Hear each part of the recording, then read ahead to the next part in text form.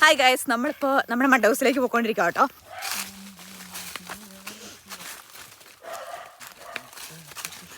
എൻ്റെ തലയിലൊക്കെ നിറച്ച് എണ്ണ പോലെയാണ് ഇരിക്കുന്നത്. എന്നെ ഒരു അടിപൊളി സൺസെറ്റാന്ന് നോക്കിക്കേ. ഇവിടുത്തെ സൺസെറ്റ് അടിപൊളിയാണ് കേട്ടോ ഗൈസ്. പിന്നെ നിങ്ങൾ എൻ്റെ ഈ കോലം കണ്ടിട്ട് പേടിക്കുന്നു വേണ്ട, കാരണം ഫുൾ എണ്ണയാണേ. അമ്മ പറയുന്ന എണ്ണയില്ലെന്ന്, എന്നാലും എൻ്റെ തലയിൽ എണ്ണയായിട്ടാണ് എനിക്ക് തോന്നുന്നത്. ഹായ് ടിപ്പൂഷ്, ടിപ്പൂഷ് ആദ്യം വന്ന ഇവിടെ. ഇതുണ്ടോ, ഇതാട്ടോ നമ്മുടെ പുതിയ 2 ഡെസ്കുകളെ. ഓർണത്തിന് ഹൈറ്റ് കൂടുതലുണ്ട്, ഓർണത്തിന് ഹൈറ്റ് കുറവുണ്ട്, പക്ഷെ രണ്ടും നൈസാ.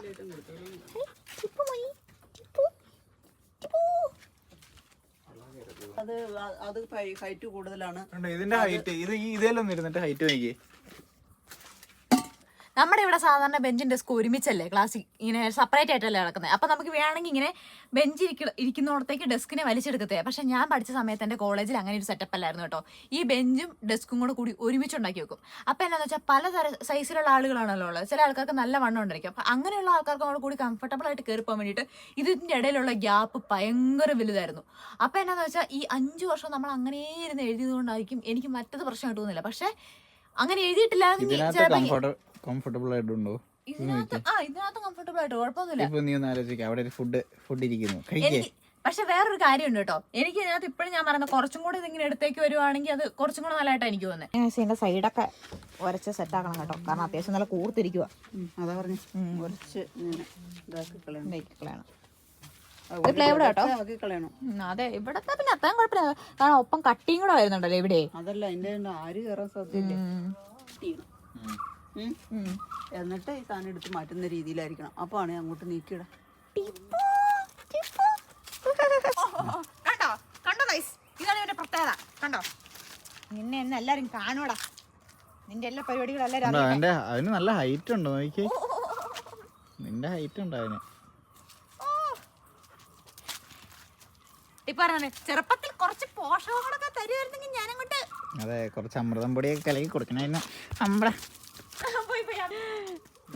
നമ്മൾ കഴിഞ്ഞ ദിവസം സിമെന്റ് ഇട്ടത് നോക്കിക്കേ, സെറ്റായിട്ടുണ്ട് കേട്ടോ. ഇവിടെ പൈപ്പ്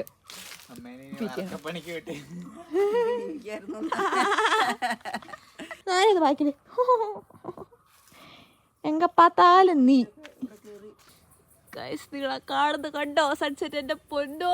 പക്ഷെ ഇത് വീഡിയോയിൽ അത്ര ഫീലില്ല, അവിടെ നിറച്ച് മരം വന്ന് മൂടിപ്പോയി. ഇതൊക്കെ ഈ കാര്യം ഓർക്കുമ്പോൾ എനിക്കിവിടെ മരം ഇല്ലാത്തതാണ് നല്ലതെന്ന് തോന്നുന്നത്. എന്ത് ഫീലാണെന്നല്ലോ, പക്ഷെ നേരിട്ട് കാണാൻ ഒന്നും മനസ്സിലാവില്ല. ഇപ്പോൾ വീഡിയോ കാണുമ്പോൾ ഭയങ്കര ഒന്നും കാണത്തില്ല, പക്ഷെ എനിക്ക് നേരിട്ട് ഫോട്ടോ എടുക്കണം.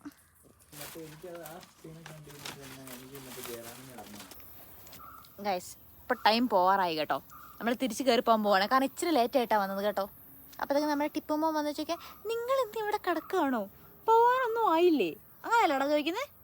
അങ്ങനെ വന്നിട്ട് ഇങ്ങനെ ചോദിച്ചു നിൽക്കുകയാണ് മാക്കാൻ.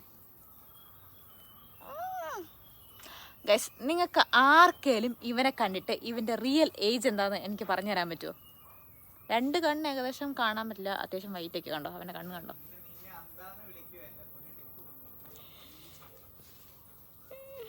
എന്താന്ന് അവനെ വിളിക്കുന്നതല്ല,